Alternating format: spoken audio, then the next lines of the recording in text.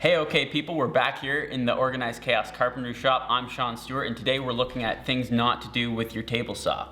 This channel is about getting down to the basics in the trades, stuff people that were getting into the trades wish they knew before they started. And we're gonna bring in some experts along the way to help us, but we're going to the saw now. All right, so we're getting into what not to do on a table saw. We're gonna start with some components around here on things what not to do. The first and the most important component on here is your riving knife. Your riving knife is the most important piece of your table saw that you have in place for safety.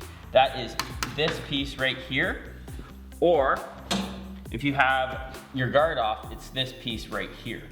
And the reason why that is the most important is because when a board goes in, if it cannot twist the same. So let's get rid of that piece for a second and let's see what can happen if you don't have your riving knife in.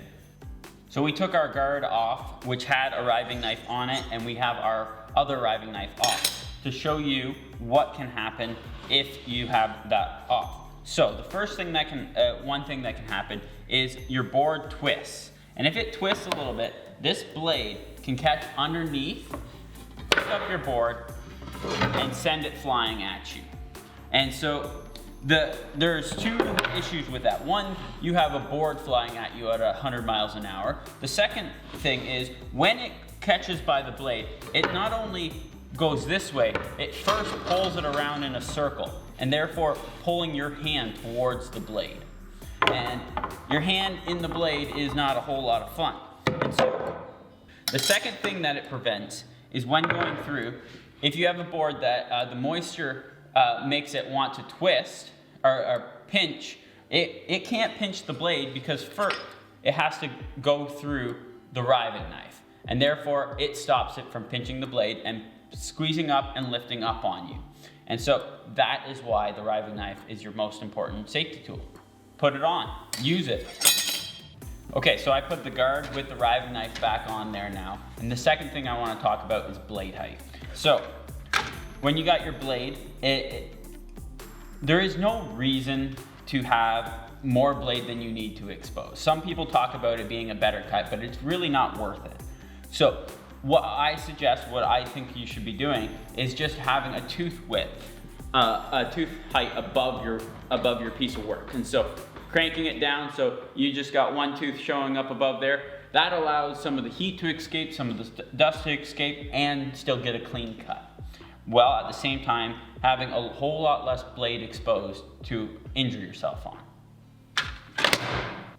I've now switched my guard out for just the riving knife so you can see a little bit more about what I'm doing. The next thing that you should never do on a table saw is hand feed your board through. You always want to be having a solid point like the fence or a miter gauge. Next thing not to do on the table saw is support the short length on your board. And so no matter whether you're using the fence or the miter gauge, you always want to be supporting the long length. So in this case, if I was cutting like this, I'd be supporting the long length on the miter saw. Or if I wanted to cut like this, I'd be using the long length on the fence.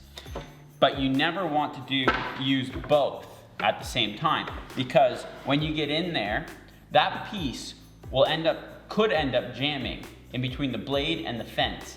Twist around on that blade like the other example and shoot back at you. Okay, next thing I see people doing on a table saw wrong is how they're using or not using their push sticks and push pads. So push stick, push pad. You always want to have 3 directions of contact on your board. You are wanting to push your board down the ways, forward, and in the ways. And so you do that using your push pads and push sticks depending on your cut. So in a cut like this, where no matter where I'm putting my hands when I go through the saw, my hands are going to be within 6 inches of the blade. That is when I'm going to be using push pads and push sticks to help myself through. And so that said, if I started using a push stick right now on this board, I'd be pushing up on the front, and that's where we want to be pushing down. And so that is why we are going to have to use our hands in order to get it until we get past the table. Once we get to the edge of the table, that is when our push stick comes into play. Before that, we are just lifting our board up. Let's run this board through.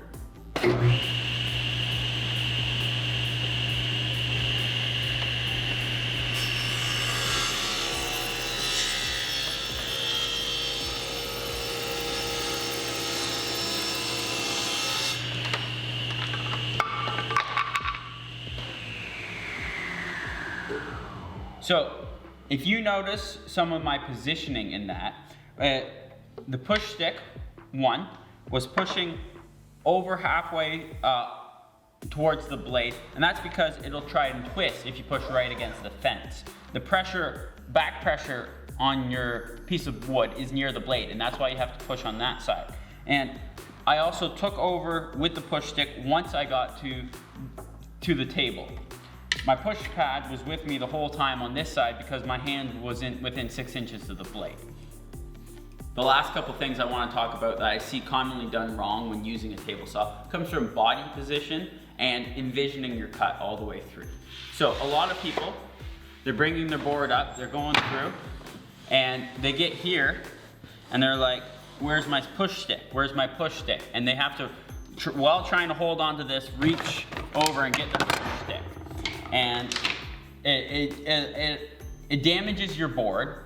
It also puts you in an unsafe position. And so envision your cut all the way through. What are you going to need when you get to the end of your cut? Where do you want to be standing? And that leads me to the next point is some people, they get to this point and they get here and they start leaning and pushing their board through. And when they get to here, they're leaning way over and they're out of control. What I would like to see you do is bring your body all the way up until you're against the saw, to the side of the blade, but against the saw with your leg or your hip.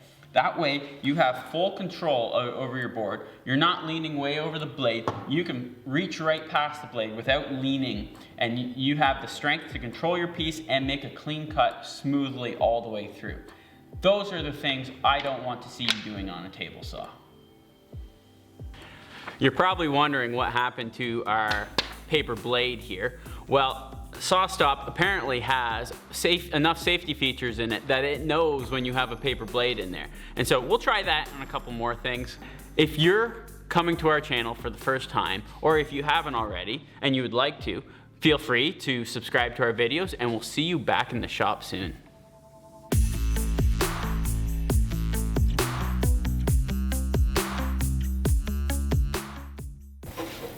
I think we got a problem.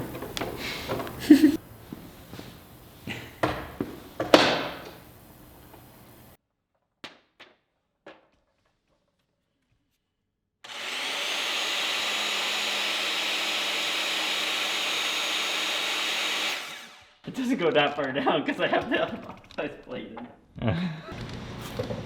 Temp 37.